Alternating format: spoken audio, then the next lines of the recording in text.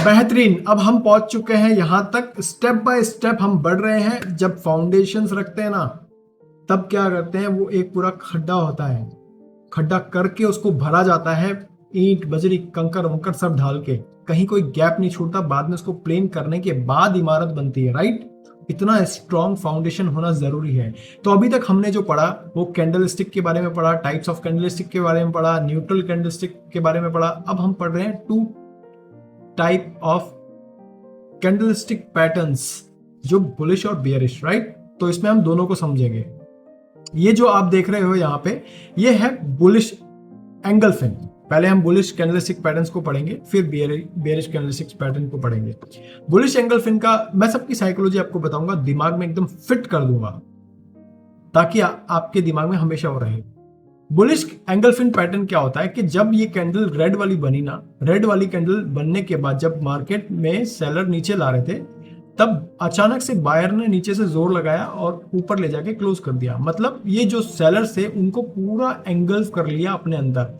ये दिखाता है स्ट्रेंथ कि बायर यहां से एग्रेसिव हो चुके हैं ये कैंडल स्टिक पैटर्न बनने के बाद। तो इसकी साइकोलॉजी ये है। फिर हम आते हैं आगे। ये पहले रेड कैंडल स्टिक बनी, बहुत सेलर्स ने जोर लगाया, नीचे लाए, और अचानक से एक छोटी सी बढ़िया सी स्ट्रॉन्ग बॉडी की कैंडल बन गई यहाँ पर। इसका मतलब जब सेलर प्राइस को नीचे ले जा रहे थे ना, तब अचानक से बायर आ गए। अगर सेलिंग थी तो नीचे कंटिन्यूएशन होना चाहिए था, लेकिन यहाँ पे अचानक से एक बाइंग कैंडल दिखी, स्ट्रॉन्ग कैंडल दिखी, मतलब बायर्स यहाँ पे इंटरेस्ट ले रहे हैं। इसकी साइकोलॉजी ये है, इसको हम बोलते हैं बुलिश हरामी पैटर्न और मदर बेबी पैटर्न।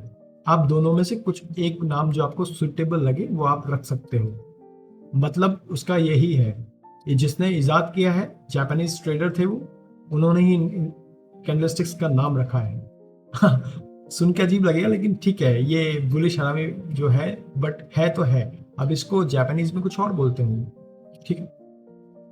अब आते हैं ये पियर्सिंग कैंडलस्टिक पैटर्न। इसमें क्या होता है कि जब सेलर्स आए, सेलर्स जब हावी थे तो नीचे प्राइस को ले जा रहे थे, लेकिन अचानक जब प्राइस यहाँ पे थोड़ा सा गैप डाउन हो गया या फिर ऊपर से नीचे आने लगा, लेकिन अचानक से बायर आए और बायर ने इस रेड कैंडल के 50% के ऊपर क्लोज कर दी ग्रीन, एक बढ़िया चक्ट ग्रीन कैंडल।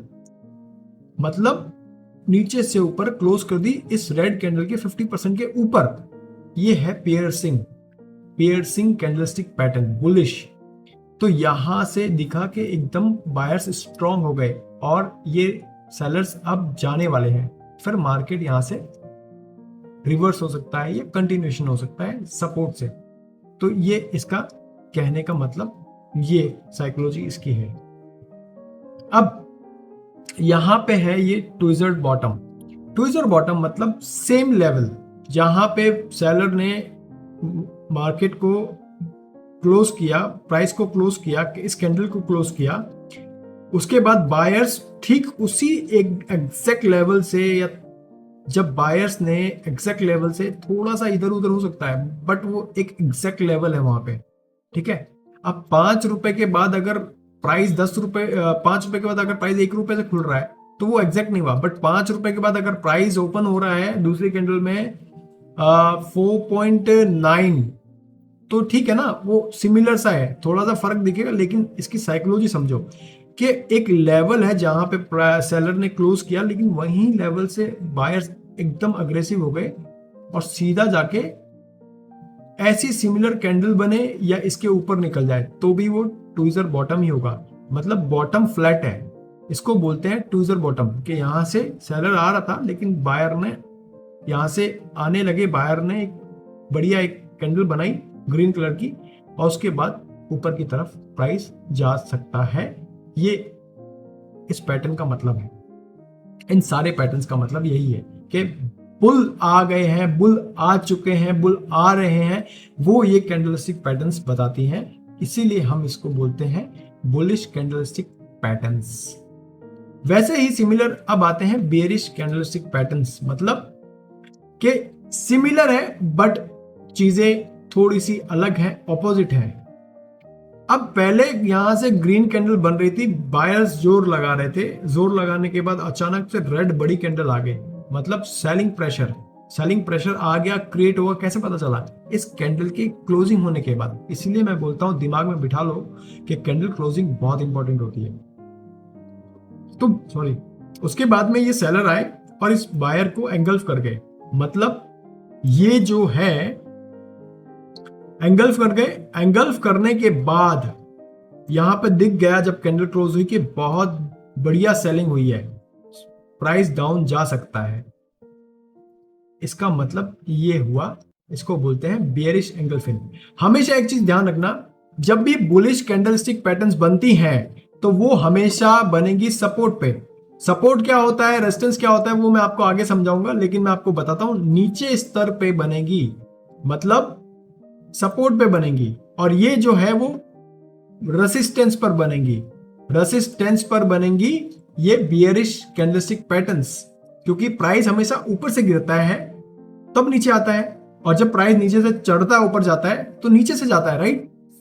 तो मैं इसको आपको सपोर्ट और रेजिस्टेंस आगे समझाऊंगा, लेकिन ये हमेशा दिमाग में रखना। अब आते हैं बेयरिश हरामी मदर बेबी पैटर्न। पहले बायर्स जोर लगाए, जोर लगाने के बाद में यहां पे जब ये ग्रीन कलर की कैंडल क्लोज हुई, फिर अचानक से सेलर कैंडल दिखी।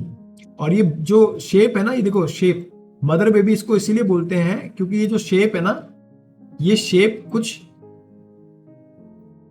वुमेन वॉर्म होता है ना, वॉर्म उसका शेप है। मतलब ये एक लेडी है, उसका ये जो आ रहा है ना, ये बेबी जो जब प्रेग्नेंट वुमेन होती है उसका वो जो बेबी इस तरीके से दिखता है, इसीलिए इसको मदर बेबी कैंडल भी बोलते हैं। ये शेप वैसा है, हर कैंडल में वैसा शेप, ऐसा शेप नहीं होगा, और जबरदस्ती बनाना नहीं है। जब ये बनेगा तब दिखेगा, जब प्रैक्टिस करोगे तब आपके दिमाग में बैठेगा, देखते ही पहचान लोगे कि ये तो बेयरिश हरामी या mother baby candle stick pattern बन रहा है, ठीक है। तो ये इसका मतलब ये कि यहाँ पे सेलर्स का इंटरेस्ट, एक अच्छी कैंडल आई है, मतलब सेलर्स यहाँ पे इंटरेस्ट ले रहे हैं। तो इंटरेस्ट ले रहे हैं एंट्री लेने के लिए, क्योंकि उनको ये प्राइस अच्छा नहीं लग रहा, सर्टेन प्राइस, तो वो चाहते हैं कि नीचे जाए। नीचे आने के बाद वो नीचे आ जाता है, ये पैटर्न बनने के बाद। तो ये बनता है जब पैटर्न, तो इसको बोलते हैं बेयरिश हरामी पैटर्न या मदर बेबी पैटर्न। फिर ये आता है पियर्सिंग। अब पियर्सिंग कैंडल हमने जब समझा बुलिश में, वैसे ही बेयरिश में भी है कि पहले ग्रीन कैंडल बनी, अचानक से प्राइस क्लोज हुआ ये कैंडल, और अचानक से ये प्राइस ऊपर खुली, खुलते ही सीधा नीचे आ गई। अगर यहाँ बायर थे तो प्राइस ऊपर जाना चाहिए था, बट यहाँ पे ऑल ऑफ सडन ये रेड कैंडल आ गई, और इस ग्रीन कैंडल की 50% इसके नीचे लाके क्लोज कर दिया इस रेड कैंडल ने। मतलब सेलर्स हावी थे, ये बायर्स अगर एग्रेसिव थे तो बाइंग होनी चाहिए थी, बट ये कैंडल स्टिक जब बनी और 50% के नीचे क्लोजिंग आ गई, उसका मतलब हुआ कि सेलर्स ज्यादा भारी मात्रा में घुसे हैं, बाइंग से ज्यादा। तो पहले बायर आए, अब अगर 100 लोग बायर बाइंग कर रहे थे तो ये कैंडल बता रही है रेड वाली कि अब 150 लोग सेलिंग कर रहे हैं, तो पावर सेलर का आ गया ना।